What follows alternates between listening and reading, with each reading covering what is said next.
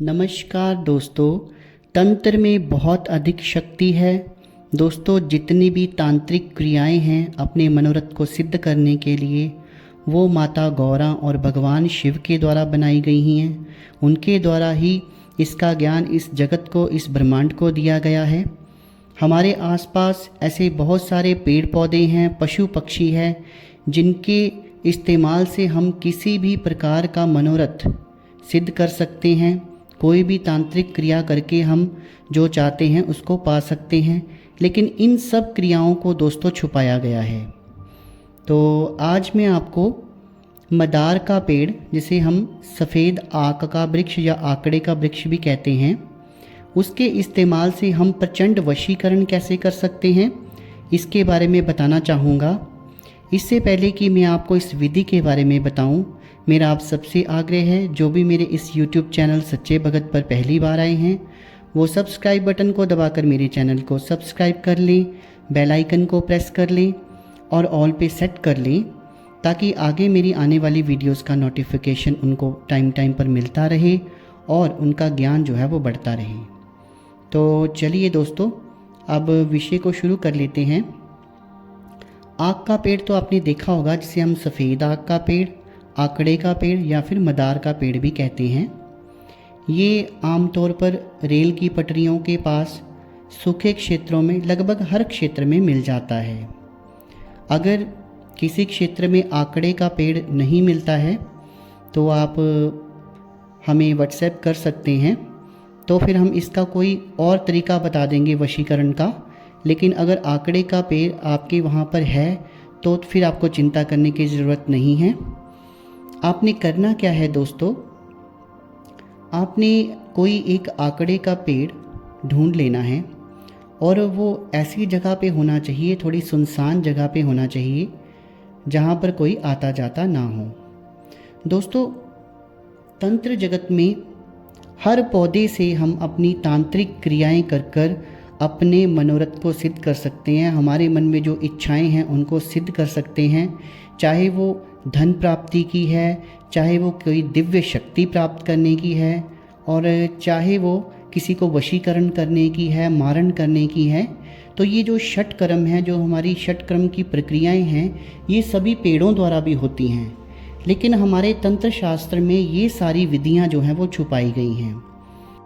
मेरा मकसद दोस्तों, जो चीज़ें छुपाई गई हैं उनको सामने लाना है, ताकि जन साधारण जो है वो आसपास की चीज़ों से ही अपने दुख दर्दों को दूर करें और जो उनकी इच्छाएं हैं उनको पूरा करें। यही मेरा मकसद है।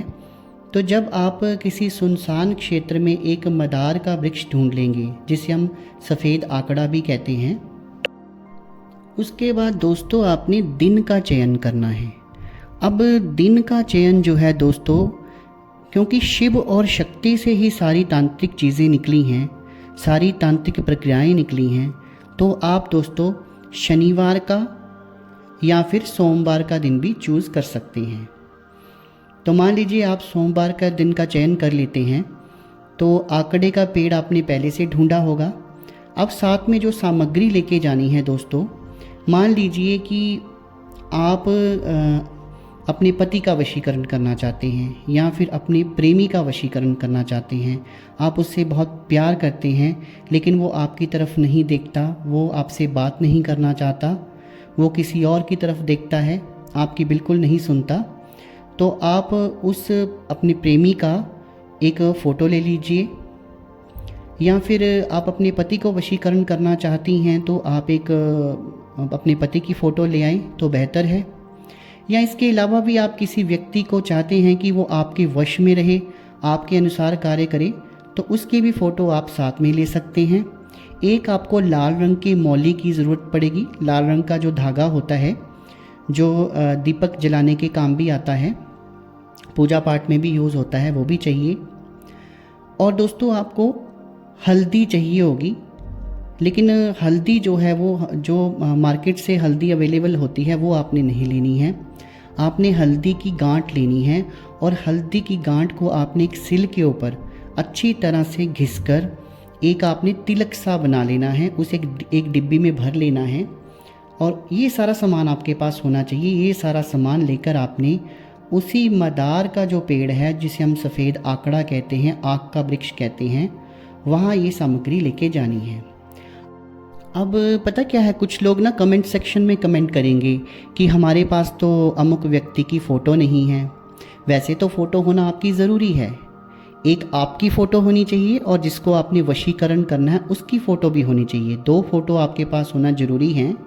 अगर नहीं है दोस्तों तो कोई बात नहीं, फिर आप फ़ोटो भी रहने दीजिए। सिर्फ जो मैंने आपको हल्दी की गांठ से घिस घिस कर जो तिलक तैयार करने को कहा, एक तो वो होना चाहिए। आप सिलबट्टे के ऊपर जो गांठ होती है इसकी हल्दी की, उसको घिसिए थोड़ा थोड़ा पानी डालकर, तो उसका तिलक सा बना लीजिए। एक तो आपके पास वो होना चाहिए और लाल रंग की मौली होनी चाहिए। अब दोस्तों आपने उस स्थान पे पहुंच जाना है जिस स्थान पे आपने मदार के वृक्ष का चयन किया है। दोस्तों और काफ़ी सारे यूट्यूबर्स हैं जिनके मंत्रा चैनल हैं और वो बहुत कुछ बताते हैं कि वहाँ जाकर वृक्षराज के ऊपर जल चढ़ाना है, कुछ अक्षत चढ़ाने हैं। तो मैं आपको इन सब चीज़ों की राय नहीं दूंगा, ऐसा कुछ भी नहीं है। जब आप वहाँ पहुँच जाएंगे तो आपने जो मदार का पेड़ है उसको हाथ जोड़कर नमस्कार करना है, भगवान शिव और पार्वती के नतमस्तक होना है और आपने ये बोलना है कि हे वृक्षराज, मैं आपकी सहायता से किसी का भले के लिए वशीकरण करने जा रहा हूँ। इस चीज़ का दोस्तों आपने खास ख्याल रखना है कि वशीकरण आपने इसीलिए करना है ये वाला, जिससे आगे वाला का भी भला हो और आपका भी भला हो।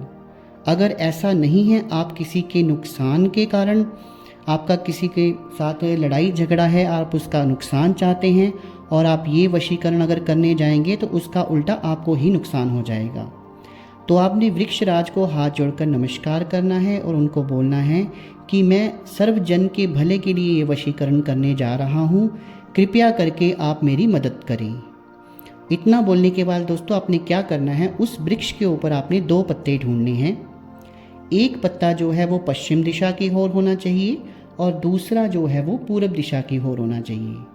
जो पूरब दिशा की ओर का पत्ता होगा उसके ऊपर दोस्तों आपने अपना नाम लिखना है और जो पश्चिम दिशा की ओर पत्ता होगा उसके ऊपर आपने उस व्यक्ति का नाम लिखना है जिसका आप वशीकरण करना चाहते हैं। वो व्यक्ति आपका प्रेमी भी हो सकता है, आपके पति पत्नी हो सकते हैं, बूढ़े बुजुर्ग हो सकते हैं, या कोई भी ऐसा व्यक्ति हो सकता है जिसको आप वशीकरण करना चाहते हैं। तो उसके ऊपर उसका नाम लिख दीजिए। फिर आपने दोनों पत्तों को, अब नाम कैसे लिखना है, नाम आपने वो जो हल्दी की गांठ से घिस घिस कर आपने जो तिलक सा बनाया है उसको आपने एक लकड़ी की मदद से एक पत्ते के ऊपर अपना नाम लिखना है और दूसरे पत्ते के ऊपर आपने उस व्यक्ति का नाम लिख लिया।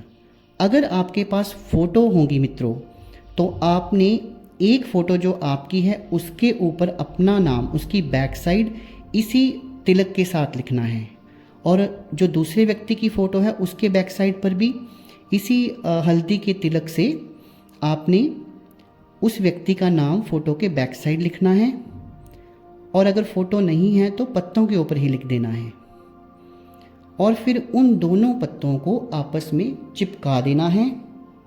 अगर फ़ोटो होंगी तो दोनों फ़ोटो रख के और दोनों पत्तों को लेकर बीच में दोनों फ़ोटो रखकर उन दोनों को चिपकाना है और अगर आपके पास फ़ोटो नहीं है तो पत्तों के ऊपर ही नाम लिख के उन दोनों को जोड़ दीजिए आमने सामने और जो लाल रंग की मौली है आपके पास उससे उसको 7 बार लपेट देना है। दोस्तों जो आपने उसको ऊपर से लपेटना है मौली की मदद से, वो काफ़ी टाइट लपेटना है ताकि वो दोबारा ना खुल सके और उसको आप गांठ भी लगा सकते हैं, लेकिन जो गांठ है दोस्तों इस बात का ध्यान रखिएगा वो 3, 5 या 7 लगानी है, उससे कम नहीं लगानी है। तो मौली की गांठें देकर भी आप उसको पक्का कर सकते हैं। दोस्तों ये उपाय देखने में तो बहुत सरल और बहुत छोटा लगता है लेकिन है बहुत प्रचंड वशीकरण है। ये कार्य जैसे ही आप करेंगे वहाँ से आपने उठना है और फिर पीछे मुड़कर नहीं देखना है और सीधे अपने घर जाकर गंगा जल से 3 बार अपने ऊपर पानी छिड़कना है। आप स्नान भी कर सकते हैं गंगा जल डालकर और फिर आपने कपड़े वगैरह चेंज करके रिलैक्स हो जाना है। आप देखेंगे कि ये प्रक्रिया करते ही कुछ घंटों में ही वो व्यक्ति जो है आपके लिए तड़फ उठेगा। हो सकता है कि कुछ ही घंटों में उसका फ़ोन आपको आ जाए, या फिर अगर 24 घंटों में उसको असर नहीं होता है तो 1 हफ्ते का इंतज़ार कीजिए दोस्तों। 1 हफ्ते की तो मैं गारंटी लेता हूँ कि वो व्यक्ति आपसे संपर्क करेगा ही करेगा और आपसे बात करेगा ही करेगा, और जैसा आप चाहते हैं आपके अनुसार वैसा ही चलेगा। दोस्तों, वशीकरण को हमेशा तांत्रिक प्रक्रिया ही माना गया है, ऐसा नहीं है। कई बार दोस्तों क्या होता है कि हमारा कोई मित्र, कोई सगा संबंधी या हमारा प्रेमी या फिर जीवन साथी गलत राह पर चल पड़ता है, तो उसे सही राह पर लाने के लिए भी वशीकरण किया जाता है ताकि उनका जो जीवन है वो सुखमय बन सके। दोस्तों, ये तो मैंने आपको एक ही उपाय बताया है। ऐसा वनस्पति जो हमारे आसपास होती है, पेड़ पौधे होते हैं, उन बहुत सारे उपाय हैं जिनसे हम अपनी मनोकामनाओं को पूरा कर सकते हैं, अपनी इच्छाओं को पूरा कर सकते हैं। हर प्रकार की चीज़ हम पेड़ पौधों से प्राप्त कर सकते हैं। तंत्र में ऐसी बहुत सारी प्रक्रियाएं हैं, लेकिन उनको छुपाया गया है। मैं चाहता हूं कि आप नेक्स्ट टाइम कमेंट सेक्शन में कमेंट करके बताएं कि आपको कौन से पेड़ से कौन सी तांत्रिक क्रिया चाहिए।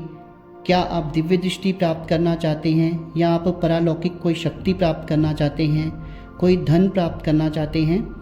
तो अब कमेंट सेक्शन में जो आप कमेंट करेंगे उसके अकॉर्डिंग मैं वीडियो बनाऊंगा।